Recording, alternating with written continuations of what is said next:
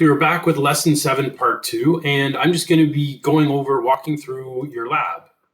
And then I will leave the WebEx room open if that's useful. Let me go over the requirements. It says group activity, but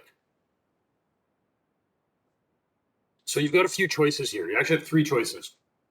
You can stay in the WebEx room. You can work with a couple other students if you want to do the lab together. You can work on your own. You can work with one other classmate, or you can work with 2 other classmates. So what I'll actually do in a few minutes is open up breakout rooms. And if you want to work with someone else on the lab, you can just go into a breakout room and do a screen share together.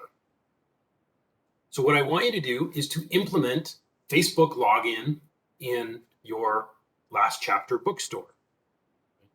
The process is very similar. I'll give you the URL you'll need to do it.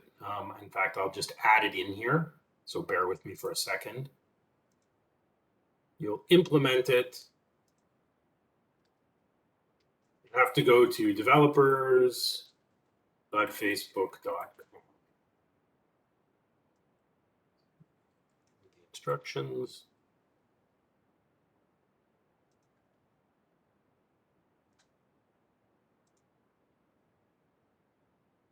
Okay, so you'll go to the Facebook developer portal. You have to log in with the Facebook account. You're going to enable Facebook login. And the process is going to be quite similar. One difference is when your app is in development, only you can use your Facebook login. So for example, I won't be able to use mine unless you add me as a tester. The way around this is you add a privacy policy URL. This has to be any live website. If you want to just link to the Georgian or the Lakehead privacy policy for now. And then you'll have to toggle your app like we did in Google. In Google, it's testing in production. In Facebook, it's got a development mode. By default, you'll have to toggle it to production mode. So it's due on Sunday. Now, if you're working with another person, you only have to make 1 submission. So all I want you to do to submit is publish your app to GitHub, invite me so I can check out, download, and try your Facebook login, but also in your submission, include the names of the other people you're working with so that you can all get the marks, okay? You can do this on your own. You don't have to stick around in class if you don't want. So I will just add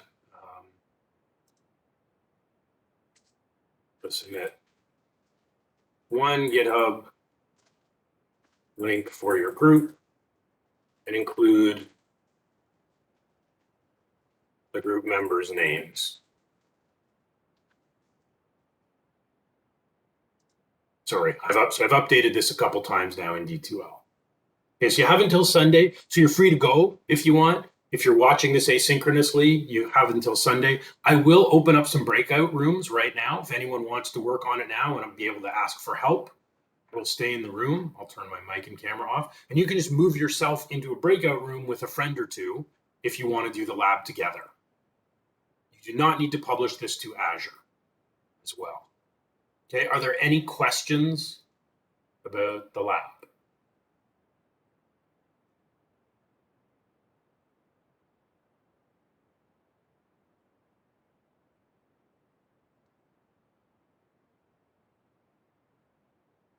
And we do also have a quiz due Sunday. I'm going to stop the recording. I'll open some breakout rooms in case anybody would like to stay in the WebEx room. Well, Megan, when you set up, you will, but let's say your lab, your version runs for you at port 44300. Okay, that's when you run your last chapter. That's where it runs on. You'll put that port in the Facebook developer portal.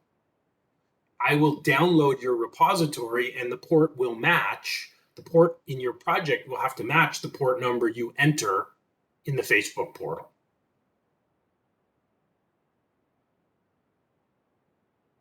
Okay, so if your site runs on 44398, that's what you'll need to put in, configure the redirect URI in the Facebook portal. Does that make sense?